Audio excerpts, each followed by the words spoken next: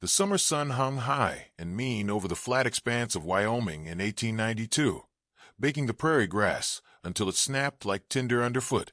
The wind carried the scent of dust and distance, sweeping over the Nelson homestead with the kind of dry heat that made sweat evaporate before it reached your brow. Christine Nelson stood on the front porch, one hand shielding her eyes, the other resting on her hip. Her hair was pinned up tight, her skirts lighter than usual, and the air so dry it crackled with every breath. From this rise, she could see the herd moving slow and tired across the lower pasture, the cattle stirring up little storms of dust with each reluctant step. The land was parched, aching for rain, but none had come in weeks. She wasn't sentimental about the marriage. Never had been. It had been practical, two lonely souls with calloused hands and quiet expectations. When Eli Preston rode into town 3 years back, lean and leather-faced from cattle drives down Texas way, she'd offered him water and shelter. He offered his name and half his claim. Neither one had much to spare, but together they had something close to enough. He was a good man, Eli. Worked hard, didn't drink too deep or raise his voice. They shared meals, tasks, even the occasional laugh. It wasn't a love story fit for dime novels, but Christine had never much believed in those anyway. It was a Tuesday when everything changed. The heat had reached a fever pitch by midday. Christine was in the garden patch trying to coax a few green beans into staying alive, her knees dusty, sweat dampening the back of her blouse. That's when she heard it, hooves. Fast and wrong. She stood, hand instinctively going to the small rifle propped against the fence. Dust plumed on the horizon, and soon 3 riders came into view, fast and lean like the wind had shaped them out of nothing. She didn't recognize them, and that was bad. They pulled up fast, dismounting before their horses had even stopped moving. One of them, a tall man with a slouched hat and a bandana pulled over his face, stepped forward, pistol drawn but lowered. "Ma'am," he said, voice dry as bone, "we're looking for Eli Preston." Christine's heart sank. "Ain't here," she replied, steady as she could. The man tilted his head. "That's so." The second rider moved faster than she expected, slipping past her toward the house. She turned, gun up, but the third one grabbed her arm, gentle enough not to bruise, firm enough to mean it. "Best not," he said. "They weren't after money. Weren't after her. Not yet, at least." The man inside came back out holding a yellowed paper and a tin strongbox. "He's been writing to someone," he said, waving the letter. "Looks like he owes more than he's got." They left like they came, dust trailing behind them like ghosts. But they didn't take everything. They took Christine. Not with violence, not with threats, with a cold calculation. "Collateral," they said. "He can have her back when he pays up." She didn't scream, didn't cry, just stood straight, held her chin high, and got up on that horse like she was mounting up for a trail ride. Eli returned that evening to find the place too quiet, the livestock penned, supper half-made, and the only sign of trouble a set of hoofprints and her bonnet left folded on the porch rail. He found the letter in the strongbox, found the names he hadn't meant for anyone to see, and when he read the part that said, "You know what we want," his knees near gave out. It had never been about love. But now, with the heat still clinging to the empty porch and the sun sinking low behind the hills, Eli realized something that struck deeper than any bullet could have. She wasn't just the woman he'd married. She was everything. Eli rode out that night under a sky smeared with stars and gilt. The moon hung like a silver eye watching, judging. He didn't pack much, just his rifle, a canteen, and a worn photograph of Christine standing beside the old barn with a stubborn look in her eyes. The kind of look that meant she'd never stop fighting. So neither would he. He followed their trail by the broken grass, and the way the dust still hung in the air, like the land itself mourned her absence. They'd headed east, toward the Dry Rim Hills, a place folks didn't go unless they had something to hide. Outlaws holed up there, and debts had a way of getting paid in blood. The first man he found was at a watering hole known as Rattler's Bend. Eli rode in slow, eyes sharp beneath the brim of his hat. The place was little more than a shack with warm beer and colder stairs. "You looking for someone?" the barkeep asked, polishing a glass that didn't need it. "Yeah," Eli said. 3 riders. One tall, wore a bandana like he was shy. Took something of mine. A man at the end of the bar chuckled. That something got red hair and a look like she'd get you with a spoon if you crossed her? Eli's jaw clenched. Where'd they go? The man shrugged. Said something about the old Cadell mine. Place ain't been worked in 10 years. Eli left without finishing his drink. The bartender called after him. That mine's cursed, you know. Good, Eli muttered. So am I. Back at the mine, Christine sat on a crate in the dim light of a lantern. Her hands were tied, but not cruelly. They hadn't hurt her. Not yet. The tall one, the one who did most of the talking, watched her like a man studying a rattler, respectful, but cautious. You always this quiet? He asked. Christine met his gaze, chin up. Only when I'm planning. He smirked. Planning what? Which one of you I'll kick first once I get loose. The other two laughed, but there was nervousness in it. She wasn't afraid of them, and that unsettled them more than tears would have. You should know, she said, voice low. Eli'll come. Oh, I'm counting on it, the tall man said. Eli reached the mine just past dawn. The sun was already cruel, and the wind carried the smell of hot earth and gunpowder waiting to happen. He tied his horse to a scrub tree and made his way down the slope, rifle in hand, every step careful. He saw the smoke first, then the glint of a lantern near the mouth of the mine. Inside, the air was cooler, but thick with tension. His footsteps echoed like heartbeats. He heard voices, laughter, then her voice. Maybe you boys should have asked for money instead. You might have lived longer. Eli didn't wait. He stepped into the light, rifle raised. Step away from her. The room froze. Christine's eyes locked on his, and for a moment, the world held its breath. The tall man turned slowly. Well now, Mr. Preston, we were wondering when you'd show. I'm here, Eli said. Let her go. And if I don't, I'll bury you here, Eli said, with the rest of the ghosts. The standoff stretched like molasses, slow, heavy, inevitable. Christine didn't blink. She saw the look in Eli's eyes and knew. This wasn't the man she married. This was the man who'd burned the world down for her. The silence inside that mine hung thick as gun oil. Eli's rifle never wavered. His eyes were flint, sharp and sparking. Christine, still tied to that crate, didn't dare speak. Not because she was afraid, but because she knew a single word might tip the scale.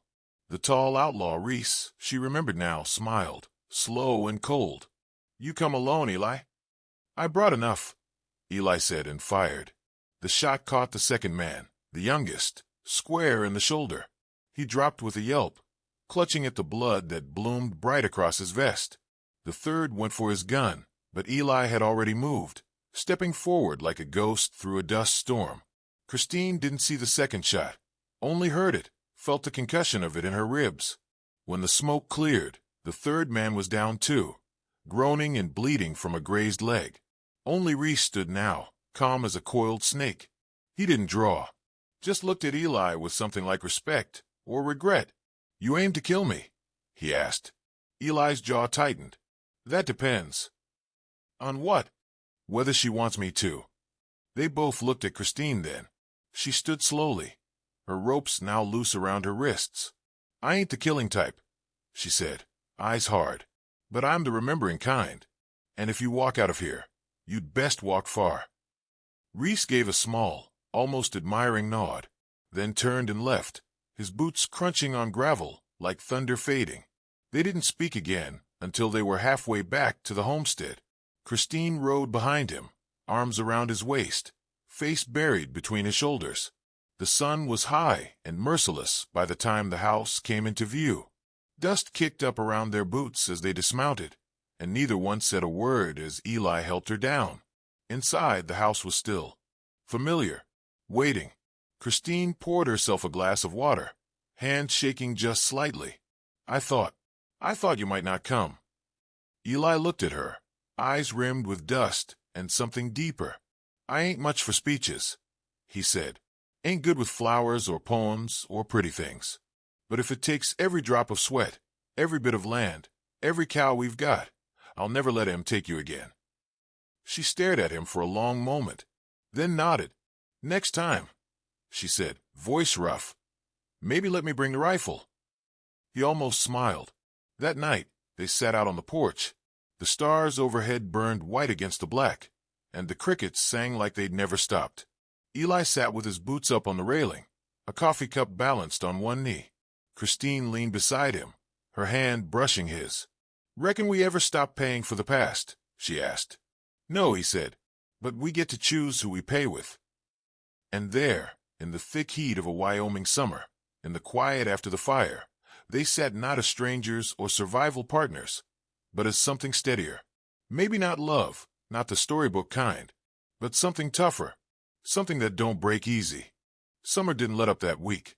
It hung around like an unwanted guest, pressing down on the land, making the nights too warm and the days too bright. The creek out back had slowed to a trickle, and even the hawks were flying lower, looking for shade. Eli and Christine worked the land quiet-like, side by side, just like before. But something had shifted between them.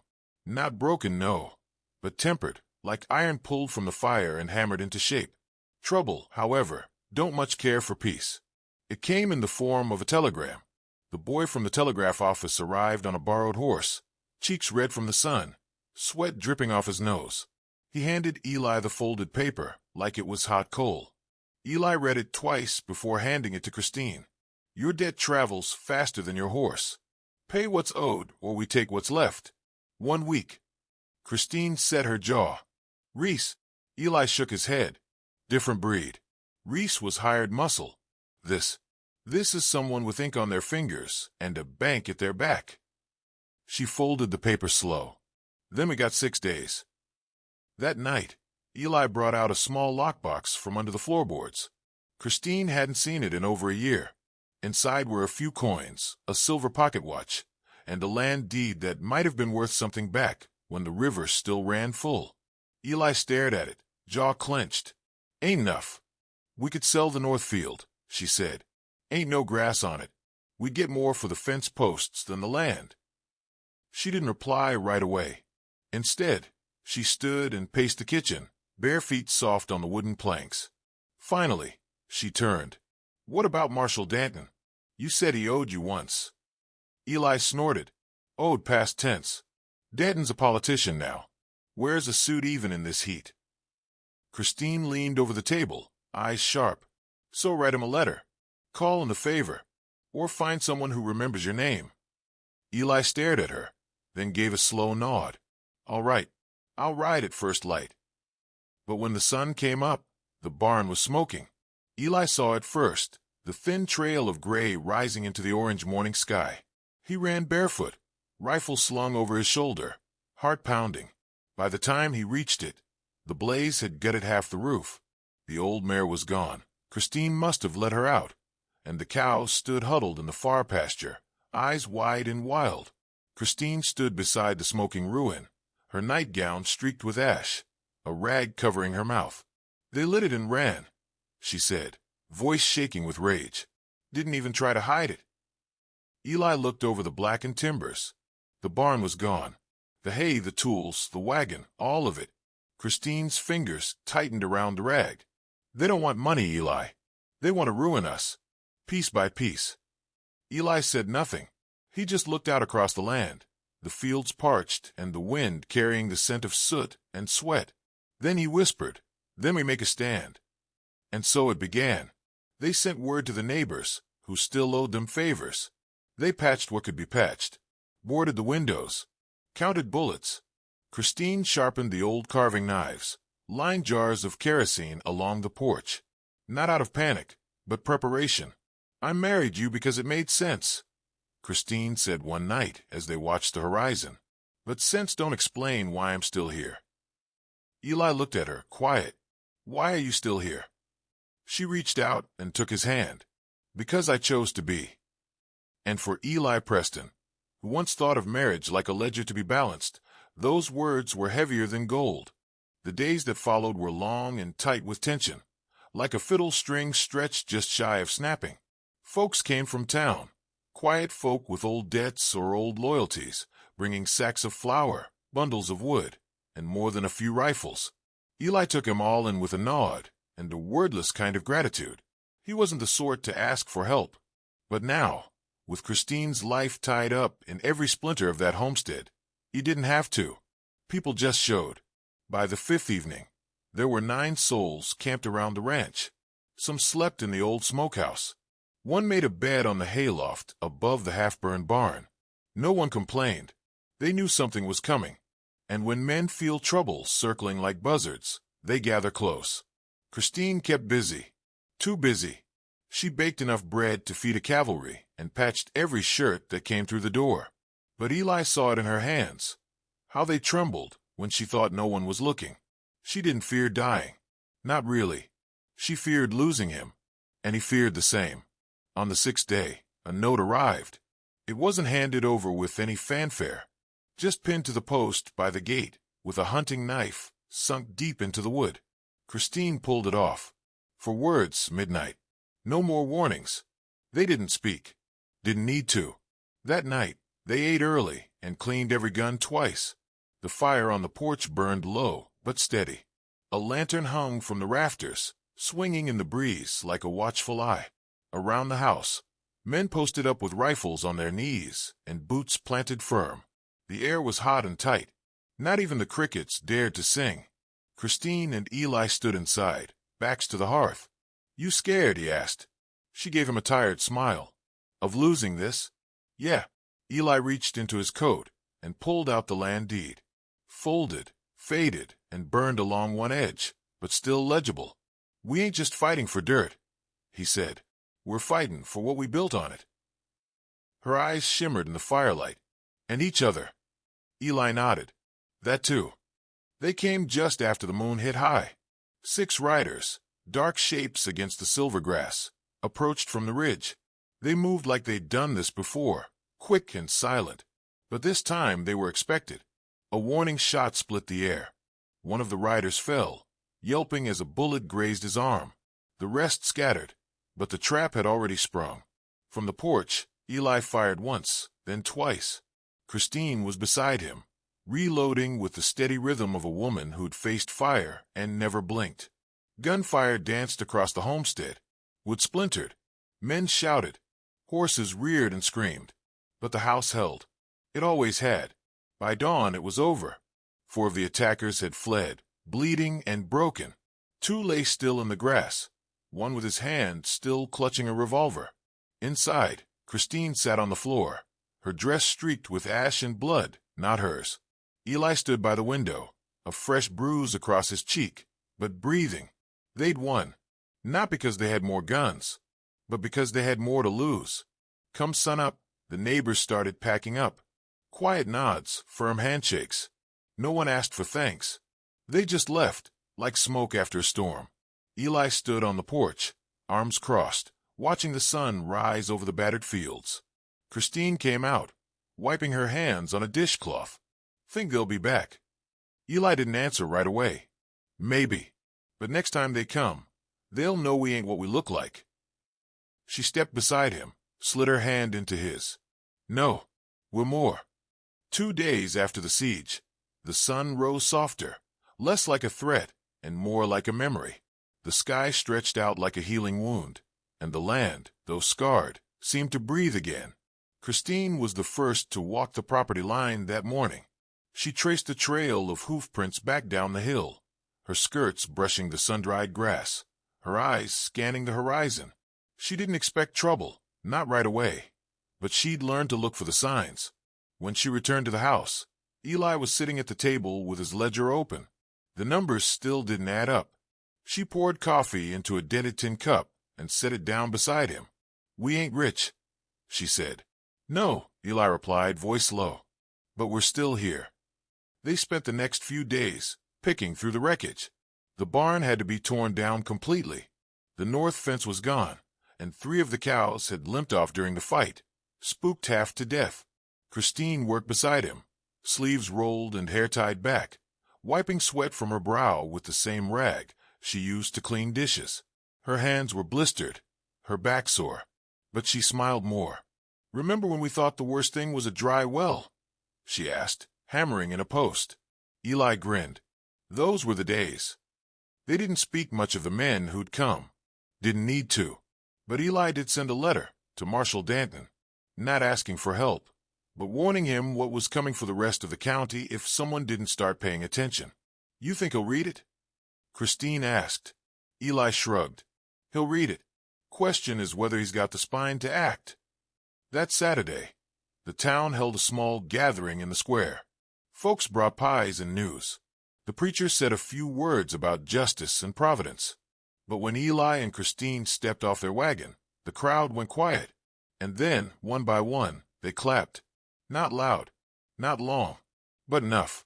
Christine stood straight, chin up, hand wrapped loosely in Eli's. For once, it wasn't about what they owed. It was about what they stood for. Afterward, an old man named Virgil, who owned the dry goods store, walked up and handed Christine a parcel. For the trouble, he said, and because my wife said if I didn't, I'd sleep in the barn. She opened it to find a bolt of cloth and a jar of wild honey. Her eyes misted, but her smile never wavered. That night, they sat under the stars again, this time without rifles on their knees. Just the two of them, a lantern, and the scent of grass warmed by the day. Eli leaned back, fingers laced behind his head. Reckon this is the part where we figure out what comes next. Christine leaned into him, resting her head on his shoulder. Next is tomorrow, and the day after that, until we got more behind us than ahead. He reached into his pocket and pulled out a small band of silver, tarnished, simple, and misshapen. I meant to give this to you a while back, he said. Christine took it, eyes wide. It's crooked. So am I. She slipped it on without ceremony. Fits perfect. The weeks that followed were quieter, but never idle. The land, stubborn as ever, demanded sweat and patience. The barn got rebuilt, plank by plank.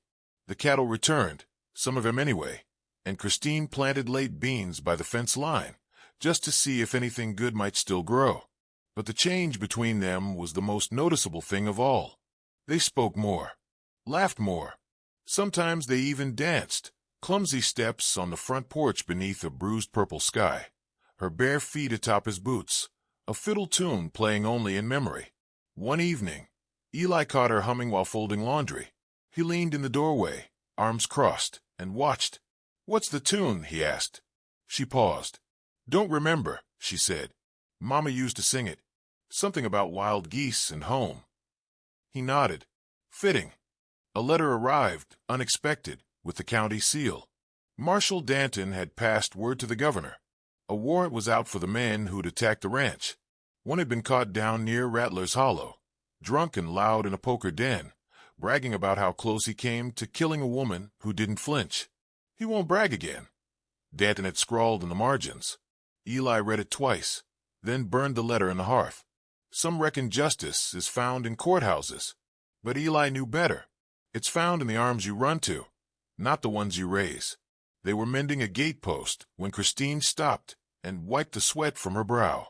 "Eli, if you hadn't come for me that day, if you'd stayed gone." He looked up. "You wouldn't be here asking that." "No," she said, a small smile tugging at her lips. "But I think about it sometimes. How close we came to missing each other." Eli set his hammer down. "I almost did. And if I had, I wouldn't be fixing fence. I'd be digging a grave. Either yours or mine." She didn't cry, but her breath caught. Then she stepped in close and kissed him, firm, full of the truth only the near-lost can give. Come fall, the rains finally came. The creek filled. The grass turned green again. Calves were born under silver skies, and the wind lost its sharpness. And in the middle of it all stood their home. Still battered, still leaning, but standing. One night, Christine opened a little book she kept by the bed. Inside were pages of notes, recipes, lists, and letters. Letters she'd written but never sent. To Eli. She handed it to him without a word. He read them all, quiet, slow, by lamplight. And when he was done, he took her hand, pressed it to his chest, and whispered the only thing that mattered. "Still here. Ain't every story ends with a wedding or a ride into the sunset. Some end with chores, shared coffee, and the slow bloom of understanding that what you built with another soul is the kind of forever the prairie don't forget." So when the wind moves across that Wyoming grass, folks say you can still hear it. The sound of Christine's laugh, and Eli's low voice answering back.